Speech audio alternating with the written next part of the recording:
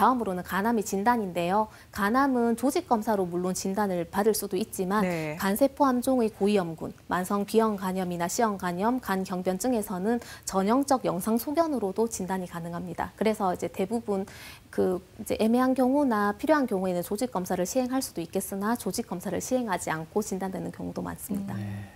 자, 이렇게 진단받았을 경우에 치료는 어떤 식으로 이루어질까요? 보통 뭐 간을 절제하기도 한다, 내지는 이식하기도 한다는 얘기가 많이 들리는데요. 이런 수술적 치료법에 대해서 먼저 이야기 좀 나누시겠어요? 일단은 간암을 치료하면 가장 먼저 떠올리시는 게 수술적 치료입니다. 간 절제술은 간에 국한된 단일 간세포 함종 환자에서 이제 1차 치료법으로 권유가 되고 있고요.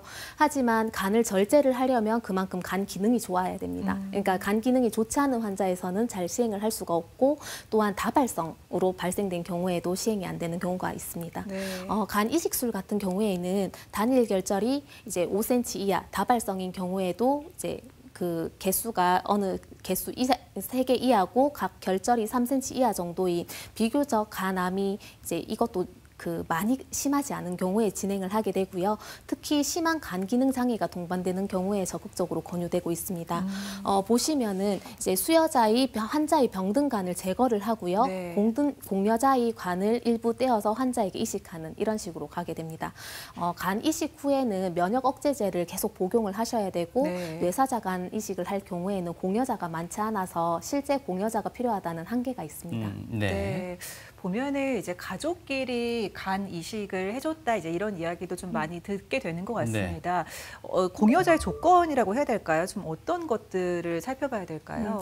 일단은 이제 이식을 이렇게 진행을 원하셔가지고 검사를 하시게 되면 이제 환자의 간의 크기라던가 상태라던가 혈관 상태, 뭐 혈액형 등을 판단해서 이제 진행을 하게 되는데요. 최근에는 혈액형 부적합 간이식도 시행을 하고 있습니다. 그래서 이제 이런 부분도 진행은 가능합니다. 근데 어떻게 보면 가장 이제 중요한 부분이 공여자의 이제 안전 부분이기 그렇죠. 때문에요. 네. 공여자가 너무 고령이거나 아니면 만성 질환이 있는 경우에는 하기가 힘든 경우가 많고 또 공여자가 이제 만성적인 감염 상태일 경우에는 또 이식이 불가능할 경우가 많습니다. 그래서 이러한 자세한 부분은 실제 이식센터에 가셔가지고 검사해 보시면 더 정확하게 확인을 하실 수 있겠습니다. 네.